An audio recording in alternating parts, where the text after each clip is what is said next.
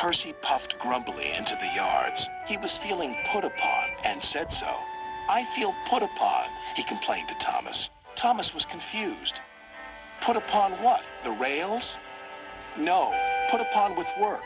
Driver says he is too." "Put upon? What a silly saying," replied Thomas. But Annie and Clarabelle liked it, and they sang about it too. "Percy's been put upon, put upon, put upon. Percy's been put upon, poor old Percy." Percy is being put upon. I am. He collected metal from the foundry, coal from the yards, flour from the mills, rock from the quarries, and fuel from the depot. Then he delivered it all to the docks.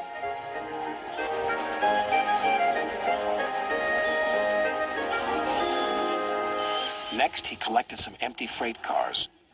"Who's this dirty little engine?" cried the freight cars. "We want Thomas or Duck." Percy ignored them. Put upon, that's what I am. That night, all the engines laughed at him.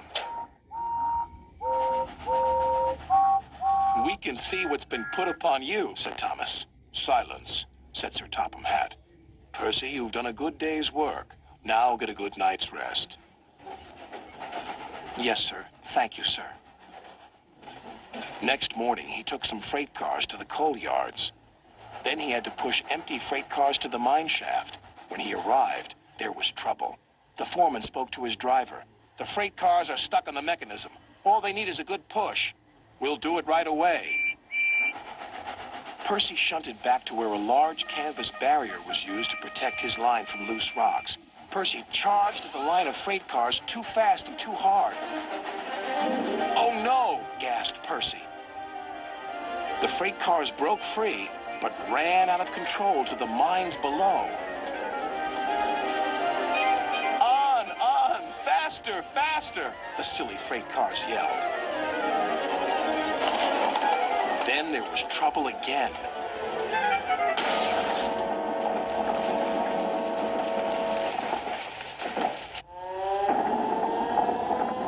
"Get out of here fast! The mine's collapsing!"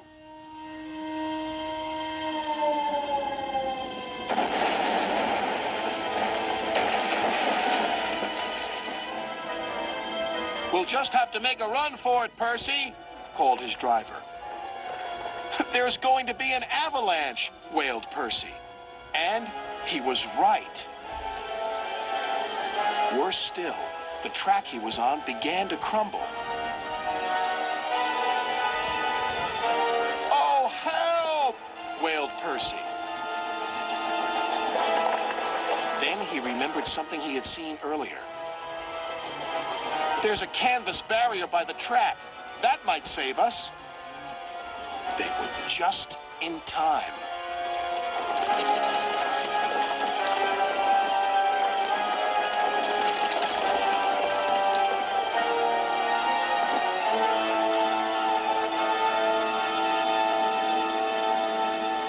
Percy was right. The canvas did indeed save them, but the miners didn't know that. "The avalanche has buried an engine and its crew," shouted the foreman. "We must help them." When Percy had been rescued, Sir Topham Hatt spoke to his driver and fireman, then to Percy. "Driver told me how brave you were, Percy. As a reward, you will be repainted at the works." "Oh, thank you, sir." When he returned, Percy's coat glistened in the sun. "I'm sorry we teased you, Percy," said Thomas. "You were certainly put upon by that avalanche." "Yes, indeed. But just look at my new coat of paint. Now, I don't mind that being put upon me."